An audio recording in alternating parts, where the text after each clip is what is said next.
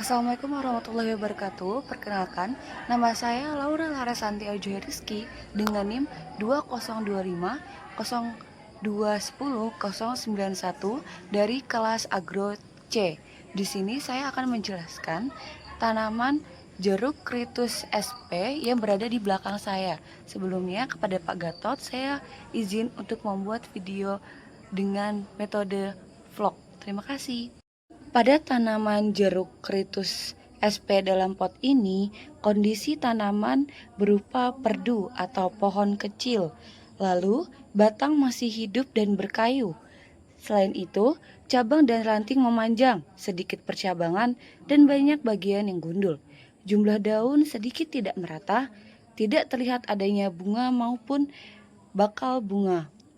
Lalu, kondisi tanaman menunjukkan pertumbuhan vegetatif yang kurang optimal dan mengalami stres. Pada tanaman jeruk ini, untuk sejarah perkembangan tanaman, umur tanaman diperkirakan kurang lebih 1 tahun selama masa tanam di pot dan berada di rumah saya.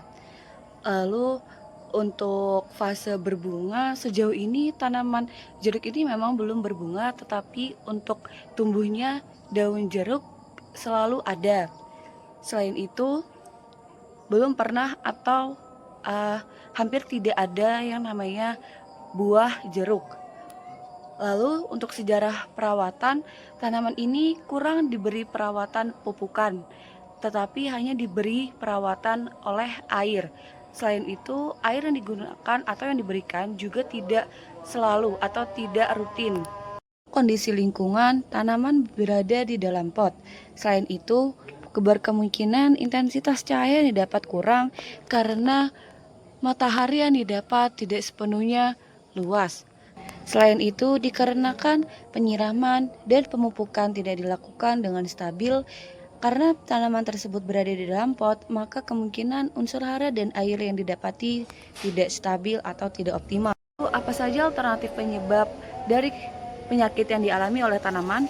Yang pertama, kekurangan unsur hara terutama fosfor dan kalium. Kedua, intensitas cahaya matahari yang kurang optimal. Yang ketiga, media tanam dan pot yang sempit. Keempat, tidak dilakukan pemangkasan sehingga percabangan produktif sedikit. Lalu yang terakhir, rasio C atau N rendah sehingga pembentukan bunga terhambat. Alternatif solusi yang bisa dilakukan, yang pertama, melakukan pemupukan berimbang dengan meningkatkan P dan K. Kedua, menempatkan tanaman pada lokasi dengan sinar matahari penuh selama 6-8 jam. Yang ketiga, mengganti media tanam atau memperbesar ukuran pot. Yang keempat, melakukan pemangkasan cabang yang tidak produktif. Kelima, memberikan perlakuan perangsang perbungaan. Teknik implementasi apa yang bisa diberikan kepada tanaman jagung tersebut? Yang pertama, suplai hara harus cukup atau seimbang. Yang kedua, pengairan dilakukan secara teratur. Yang ketiga, pemangkasan untuk meningkatkan rasio C atau N. Yang keempat, perlukaan batang atau cincinisasi atau pelilitan jika diperlukan. Lalu pemotesan ujung batang untuk merangsang percabangan produktif. Lalu pengurangan akar secara terbatas pada tanaman pot. Yang terakhir, pemberian hormon tumbuh sintetis GA3 atau eteral sesuai dosis anjuran. Cukup sekian presentasi yang saya sampaikan. Terima kasih.